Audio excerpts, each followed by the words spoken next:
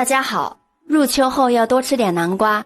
今天給大家分享一個南瓜非常好吃的做法，做法比包子簡單，比油條好吃，很多人都沒有這樣吃過。首先我們準備一塊南瓜，削掉外皮，然後把它對半切開，用勺子把裡面的南瓜籽挖出來。這個南瓜籽可以留着曬乾了炒着吃，也非常的香。接着我們把南瓜切成薄片，大概2毫米厚就可以。切好後裝進盤子裡面，再把它放進蒸鍋蒸15分鐘，像這樣用筷子能輕鬆戳爛就可以。蒸熟的南瓜把它稍微放涼，然後把它倒進一個大碗裡面，用勺子把南瓜搗碎，把它搗成南瓜泥，像這樣的狀態就可以。下面我們往南瓜裡面加入3克的酵母粉，10克的白糖，再打入2個雞蛋，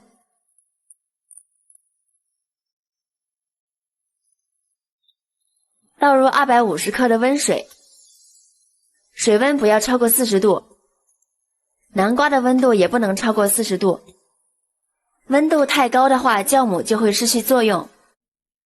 用筷子把它們攪拌均勻，攪拌至酵母完全融化，然後少量多次的往裡面加入麵粉。這裡我們用普通的白麵粉就可以啦。麵粉一次性加入會成坨，所以要少量多次的加入。這裡我分3次，一共加了400克麵粉。大家一定要按照我這個比例來加入。記不住的朋友可以先收藏起來。攪拌至完全看不到乾麵粉，像這種粘稠度就可以。然後蓋上蓋子，把它放在溫暖的地方醒發30分鐘。接下來我們準備一把紅棗放入小碗中，往裡面加入1勺麵粉，再加入清水，把紅棗清洗一下。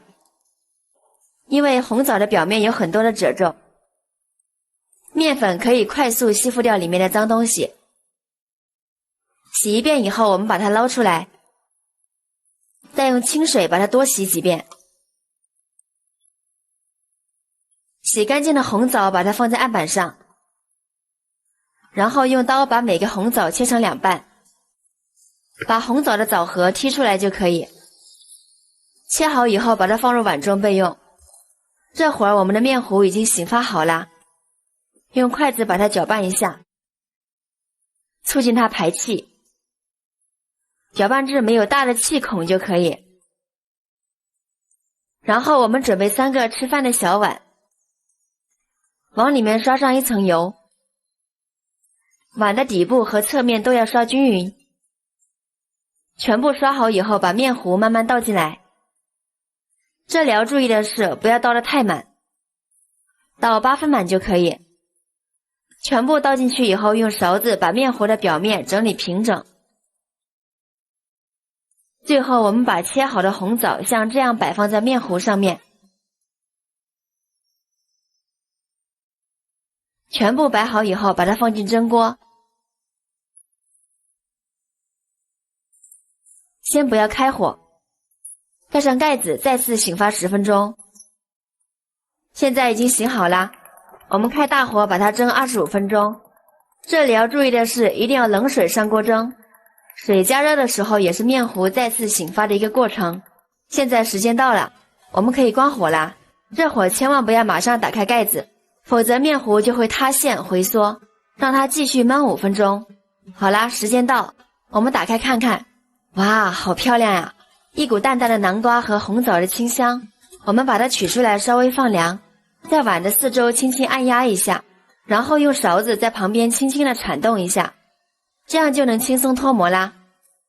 看一下，它的回彈性特別的好，一點兒也沒有回縮，蓬鬆暄軟，真的比麵包還要好吃。挑食的孩子都特別的喜歡，如果你喜歡就收藏起來試試吧。喜歡我的視頻記得點讚、關注、評論、轉發哦。點我頭像可以看到更多美食視頻，我們下期視頻再見。